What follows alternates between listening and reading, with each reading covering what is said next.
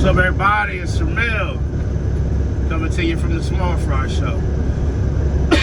Tonight's video, we're gonna talk about what to expect being a new line haul driver at an LTL company. But before we get too deep in this thing, I don't know how many times I gotta tell you, you already know what I need you to do. We family, so I know you know. Make sure you like, comment, subscribe. Tell a friend to tell a friend to tell a friend to come join the family. So, you've applied to an LTL company, you got trucking experience, you never worked for an LTL company, you went through the interview process. Matter of fact, we're gonna talk about that. Let's backtrack. What to expect getting hired on and starting work for an LTL company. I'm gonna tell you my process. Now for me, I had a buddy that was already working at the company, so I was able to use him as a reference. I put him down as a reference. I feel like that kind of got me pushed to the front a little bit. So when the job posted, the day the job posted online, I filled out the application. I called the local terminal that I was applying to. I spoke directly to the line haul manager. I said, hey, this is Sir Mel. I just applied, because at the time they were only looking for 5 positions for line haul. I knew I didn't want to do P&D, so I knew I was going to try to get on the line haul. He said, what's your last name? I told him. He said, all right, I'm going to start pulling it. The next day, I went, did my hazmat, the fingerprinting, did the, so I waited like a week for that. Well, they called me, Human Resources called me from the corporate office, and asked me a couple questions about my application. They called me in for an interview for the next week. I went in for the interview, and I'm gonna tell you, you gotta be aggressive with these companies, because it's not like you're pick of the litter trucking company. It's not. You gotta be, your local terminal may not be the corporate office. So you gotta go through that whole process. So I went in for an interview. I did the interview, they put me out in the hallway, brought me back in, they offered me the job. They told me it's contingent on my background check, drug screen, and physical. So I was like, you know what? I could do drug screen. They accepted my physical because I had over a year left. So I was cool on that. I had my long form DOT physical. I turned that in. I said, man, I can do the drug screen and road test today. They was like, all right, we'll see. They found somebody to give me the road test. I took the road test same day. Boom, check that off. 2 things off now. They said, okay, well, we can't do the drug screen just yet. We gotta, go through corporate and all that. We'll send you some stuff in your email. Be on the lookout. Boom, okay. So I signed what they sent me in the email, sent it back. Like a week went by, I didn't hear nothing yet. Then towards the end of the week, I'm like, hey, I didn't get those papers you said I was gonna get. I was aggressive with them. All right, cool. Same day I called them and said that. They sent me the paper to go take my drug screen. When I took my drug screen, boom, got that out the way. So that's all within the first week. Applying, interview, job offer, road test, drug screen. The following week, the people who did the part of the hiring process was on vacation. So luckily I stayed on them, like, hey, what's going on? So, they off, okay, cool. So I started emailing the terminal manager, hey, I'm trying to get this process started. He like, all right, let me look into it. There was a couple of dates that was wrong on my application that I had to fix. He emailed me back, I fixed those, signed papers, boom. He like, all right, let me see what I can do. Thursday evening of the second week, I got the email saying, you're approved for hire. Call this guy, see when he want to start. I called him on that Friday. He like, hey, this is what we looking like. I was like, all right, cool. Gave me a date.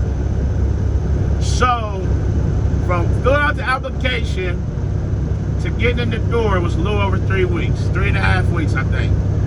Which is good because I've seen some stories online where they're saying a month and a half, 3 months to get hired on at these LTL companies. So if you're going to go through the process of getting hired on, I get it. Everything don't work out for everybody. But if you're going to go through that whole process, man, you might as well sit down and enjoy it. So I got hired on the week that I started on let me see. I did a Wednesday and Thursday orientation. Was it a Wednesday and Thursday? I take that back. It was a Thursday and a Friday orientation. We did like six hours each day.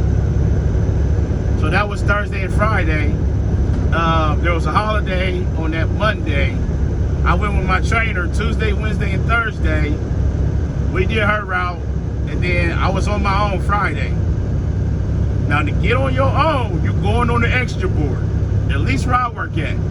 You're going on the extra board. Now, your days can vary. The good thing about working out of the terminal that I work out of is you have set days off each week. So I went on the extra board originally Tuesday through Saturday. My call time was 10 a.m. to 4 p.m. That means they can send me out at any time during that window. They can send me out at 10 a.m. They can send me out at 4 p.m. Now, I was getting sent out noonish to 11. There was a couple of days I went out at 3:30. You gotta be flexible during that window. So what I like to do was my first day coming out, which would be Tuesday. On Tuesday, I would call them about 9 o'clock in the morning. I say, hey, this is Sir Mel. I give him my driver number. You know, my time is 10 to 4. I'm just checking in. I'm ready. That lets them know, okay, he ready to go. Start looking for something. They may say, hey, we got you on something. There was times they say, hey, we got you on something. Be here at this time. And you're going to do this for the whole week. You're going to do this till Saturday. There may be times where they say, hey, come, you know, we'll call you back. And they call me back and say, hey, come here today and do this. So there was times that, like I said, I did that run for the whole week. Went to Bedford, Pennsylvania for the whole week. Maybe like 11:30 gate time. Cool. The gate time is the time you need to be leaving the yard, not the time you showing up. If you got 11:30, 12 gate, whatever your gate time is, you need to be leaving the yard. So if it takes you a little longer to hook up your loads, you need to be there. Now, if you get there and the loads ain't ready, that's on them. But at least you was on time. You can't be leaving or getting to work at your gate time. You got somebody on the other end waiting on you. Whether you're meeting a driver or you're going to a terminal, that freight got to get where it needs to go. Some of that freight is guaranteed. It's got to be delivered. The company has guaranteed that they will deliver it on time. You got to be reliable and be on time in this industry. I stress, you guys know I stress that all the time. So, if you take a little longer, you need to get there a little earlier. Now, if you get there and your truck ain't ready, you can, you know, say you're covering a run. That run is assigned to a truck, not the driver, to the truck. You can take an extra board truck, hook your setup. That way, if your truck is running late, when that driver get back, you can hop in the truck, hook and book. Now you ready. That's what I do. If I see my truck ain't gonna be there on time, I hop in the extra board truck, put my set together, drop it on the side, park that truck. That way, when my truck get back, I'm ready to go. I ran up Beckley, West Virginia. I had a 3 p.m. gate time, and they put a tight run on the day run. That guy couldn't, you know, construction and stuff, he couldn't get where he needed to go.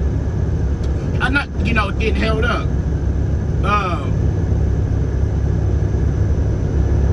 You know, so that was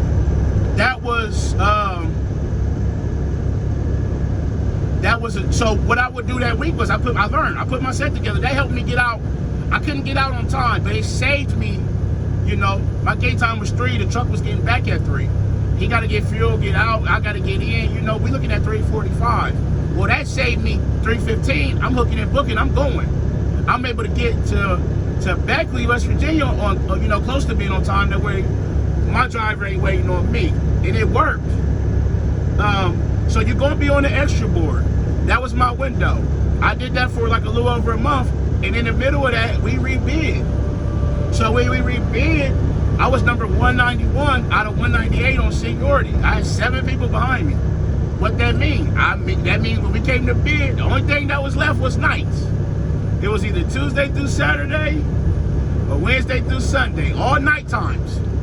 So I said, I don't want to work the whole weekend. I guess let me take Sunday, Monday off. And I picked the 6 p.m. to midnight window. Starting at these freight companies, they're seniority based. They may be union, they may not. They're not union where I work at, but it's by seniority. That means you got to buy your time. That means starting out, you're going to get the undesirable windows and runs. Now, that first week on that 6 to midnight for me, it sucked. It almost broke me. I almost quit. I'm being honest with y'all. I'm bleeding on the table. I ran nights at the milk company, but it was nothing like this. I'm like, whoa, that first week I had a 9 p.m. gate time going to Casey, Illinois from Columbus, Ohio. A 600-mile night. I was fine going out. Meet my driver from St. Louis, take my break. Coming back, I'd be fine. When at 5:30, when the sun started to come up and break, then I was no good. I was no good. I was getting back 7:15 in the morning. That first week almost broke me. But I hung in there, and I'm still here. I'm still pressing along, still pressing forward. And I told myself, I said, you knew starting out at these freight companies, LTL linehaul, that you would be at the bottom and you would run nights. You knew that. Don't act surprised now. You got to talk to yourself sometimes and put yourself in check. You knew that. So I sucked it up and I'm still here. So that's something else. Expect to work hard. I ran the road for over 14 years. 750 on the miles, 800. We had the ag exemption. That was nothing. You do 600 of this with you know 28 brakes, putting set together, breaking the set. You in and out of the truck. Man, that first week I was sore. This job is hard. It's demanding. You can't be lazy doing this job. As soon as you get lazy, you're gonna drop a dolly. You're gonna forget something. Something bad gonna happen. And when something bad gets happened, somebody gets hurt and somebody can lose their life. There's some stuff out here you can't come back from. I know y'all probably tired of me saying it, but I want to drill it in everybody's head. Safety first. I got a routine. I put the dolly in front of the rear trailer from the tractor.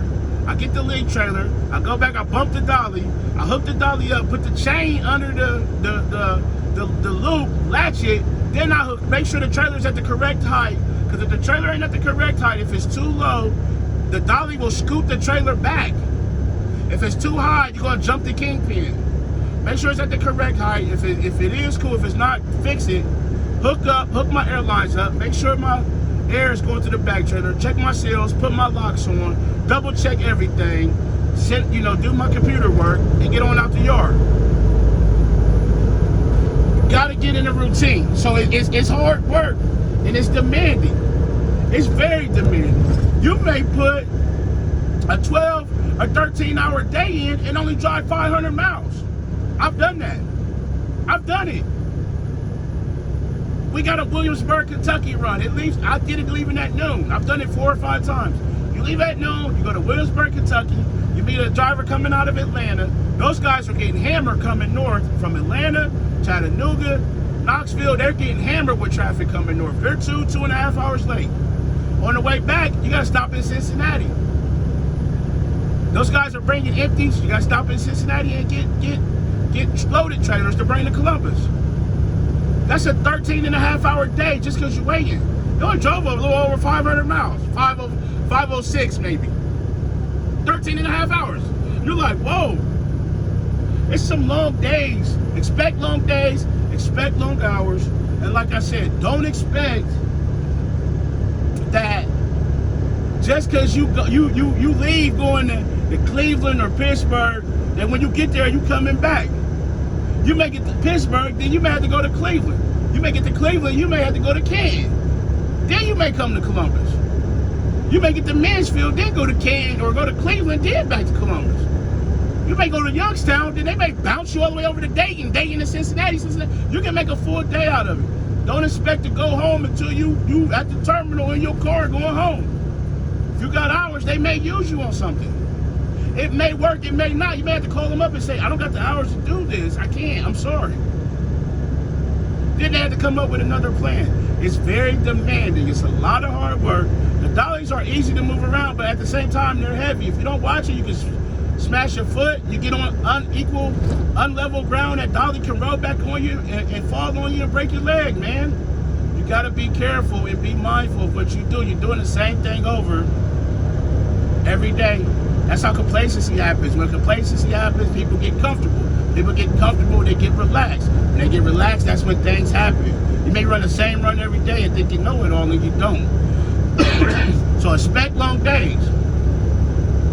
But those 5 days you're gonna work, expect it, but then you got your 2 off where they won't bother you, at least out of the terminal that I'm out of. Now, I worked those 6 days. I wanted the money. I worked those days. I called them up. Hey, it's my day off. I'm trying to help out. You got something? Yeah, absolutely. Come on in. I'll set you up on something. Might as well make the money while you can, but be mindful of your body, and if you're tired, don't do it. So expect long days, expect long hours. You know, understand that you may start out on the night shift. But on the backside of that, LTL companies pay good. Where I'm at, they starting out 68 and a half cents a mile.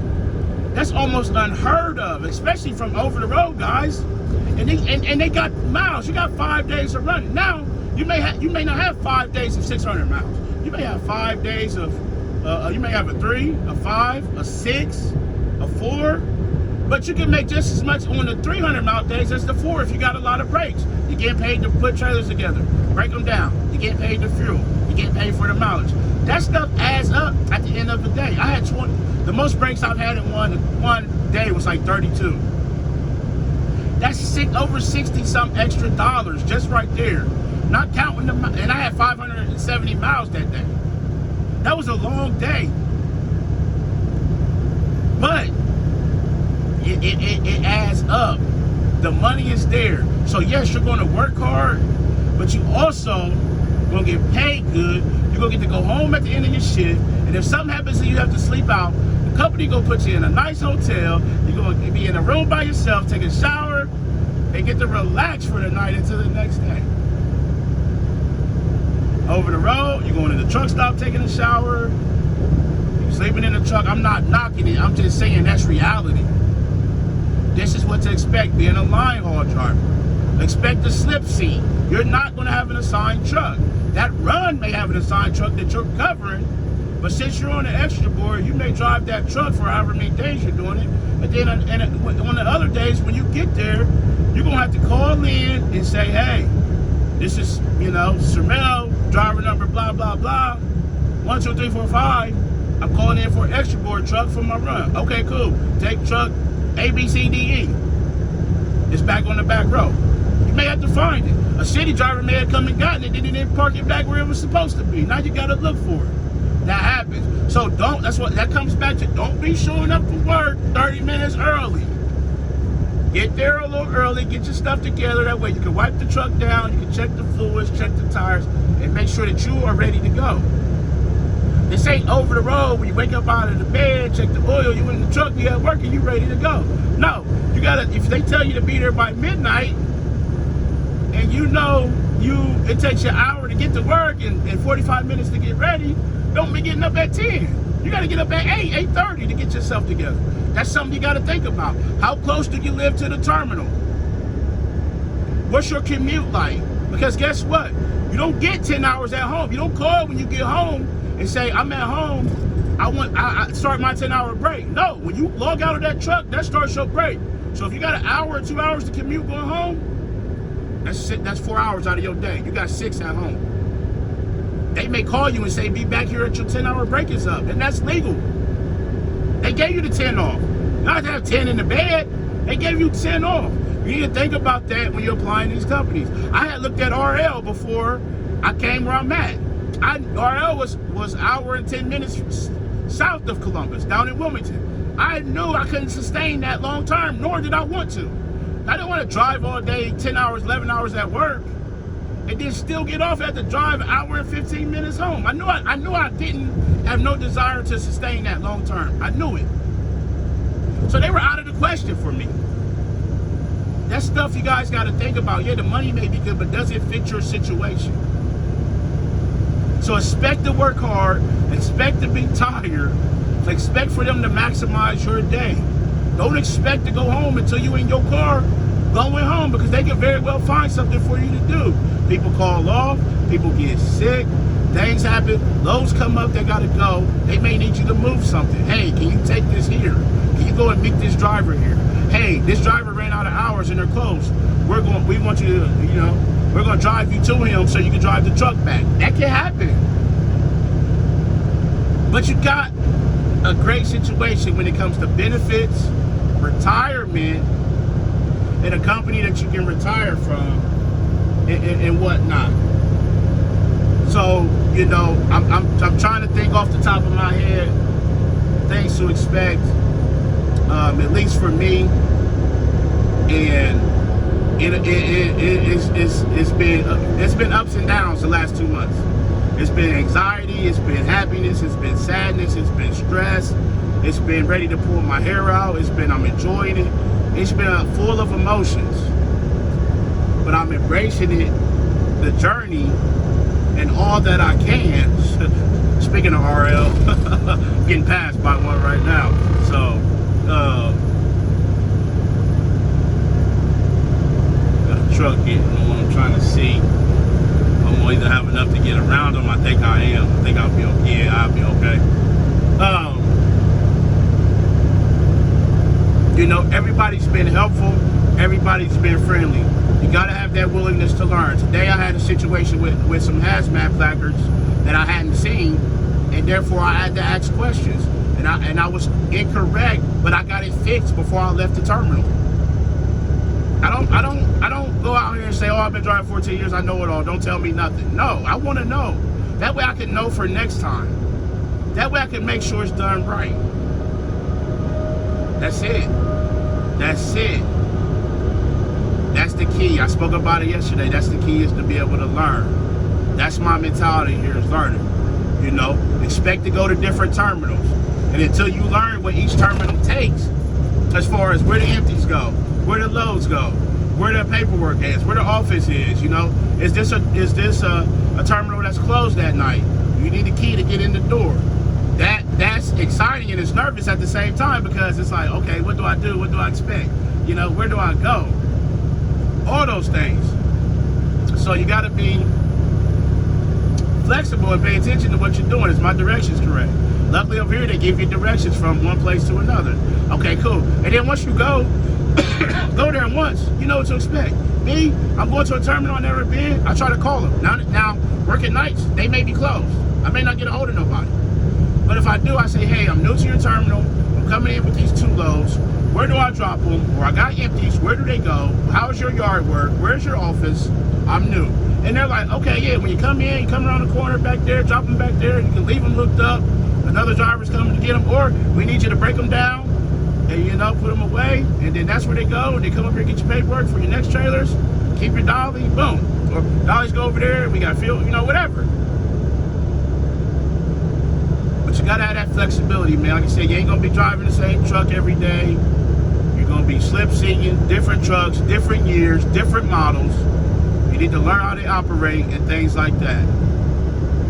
And overall, I promise you have a successful LTL career. We're gonna keep pumping these videos out. We're gonna keep learning together. There's not a lot of YouTube about LTL Freight. There's a couple guys out there, but it's not a lot. We're gonna keep these pumping. Keep them going. We're gonna grow together and be one big happy family. So that's tonight's video. But as always, make sure your rocks and your pickup and your delivery on time and safely. Call your loved ones, tell them you love them. Love on somebody today, but most importantly, be the reason somebody smiles today. World needs it now more than ever. This is Shamel coming to you from the Small Fry Show, and I'm out. Peace.